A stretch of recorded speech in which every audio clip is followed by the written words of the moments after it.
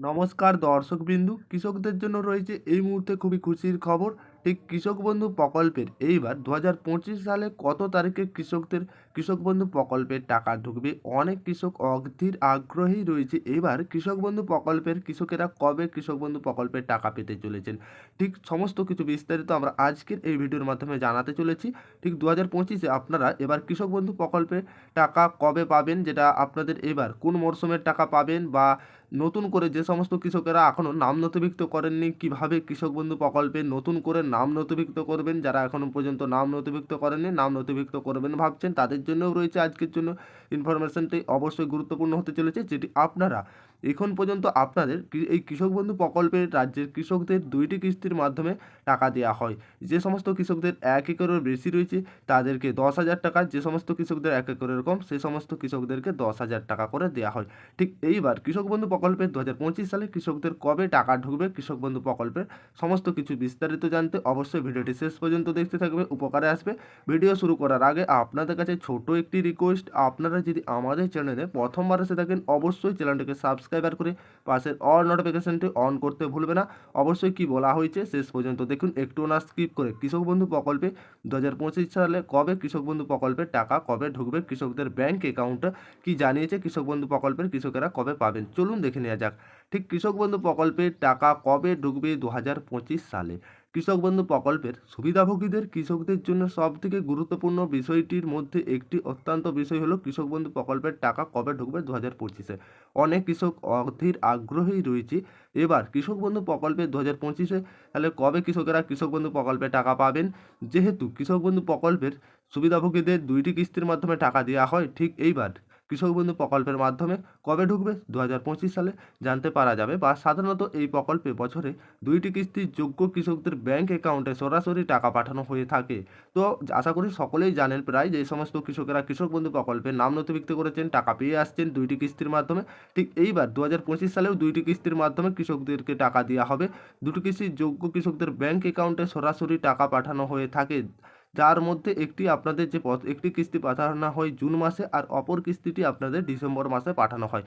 তো আপনাদের 2টি কিস্তি যেহেতু দেওয়া হয়, প্রথম কিস্তিটি আপনাদের জুন মাসে বা পরবর্তী যে কিস্তিটি দেওয়া হয় ডিসেম্বর মাসে। ঠিক এখানে প্রশ্ন হচ্ছে 2025 সালে কৃষক বন্ধু প্রকল্পের টাকা কবে আসবে। 2025 সালে কৃষক বন্ধু টাকা ঢোকার তারিখ পশ্চিমবঙ্গ সরকার এখনও ঘোষণা করেননি।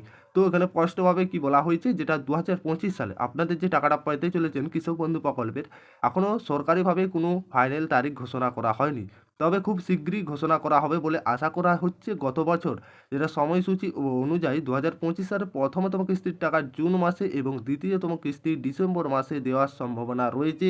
তবে সঠিক তারিখ জানতে কৃষকদের সরকারি ঘোষণার ওপর নজর রাখা উচিত, বা কারণ টাকা ঢোকার তারিখ প্রতি বছর সামান্য কিছুটা পরিবর্তন হতে পারে। বা তাছাড়াও এখানে যেটা আপনাদের বোঝা গেল স্পষ্টভাবে, 2025 সালে যে কৃষকদের টাকা দেওয়া হবে তার ফাইনাল তারিখ এখনও ঘোষণা করা হয়নি। তো যখনই ঘোষণা করা হবে সেটা আমরা জানিয়ে দেবো। তবে যেহেতু আপনাদের পরবর্তী যে বছরগুলোয় টাকা পেয়ে আসছিলেন সেই অনুযায়ী কিন্তু এইবারেও আপনারা টাকা পেতে চলেছেন। তাছাড়াও কৃষক বন্ধু প্রকল্পের যেটা কৃষকদের প্রতি বছর জমির পরিমাণের উপর ভিত্তি করে সর্বনিম্ন 4,000 থেকে শুরু করে সর্বোচ্চ 10,000 টাকা আর্থিক সহায়তা প্রদান করা হয়ে থাকে। এই বছরও কিন্তু কৃষকদের করা হবে। কোনো আর্থিক সহায়তা কোনোভাবে বাড়ার সম্ভাবনা নেই। এই অর্থ 2টি কিস্তিতে ভাগ করা হয়, যেটি আপনাদের জুন মাসে এবং অন্যটি ডিসেম্বর মাসে।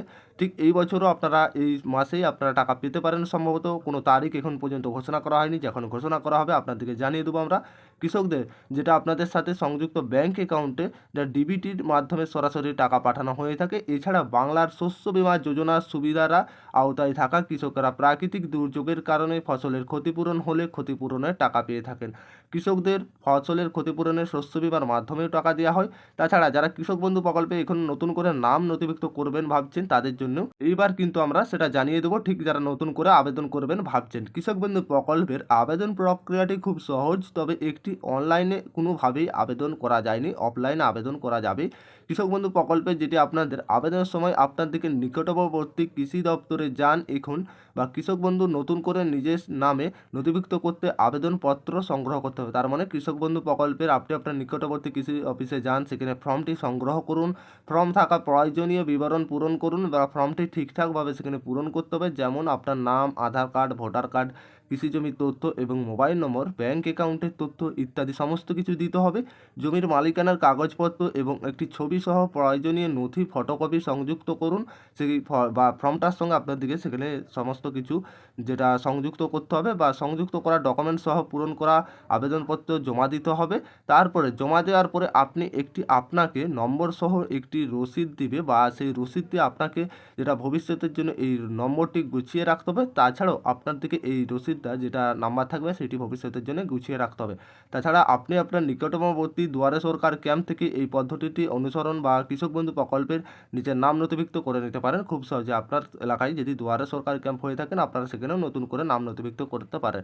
ঠিক আশা করি আপনারা বুঝতে পেরেছেন কৃষক বন্ধু প্রকল্পের এই ছিল আপডেট, কবে টাকা দেবে বা নতুন করে কৃষকরা কীভাবে নাম নথিভুক্ত করবেন। ভিডিও ভালো লাগলে অবশ্যই লাইক করতে ভুলবে না।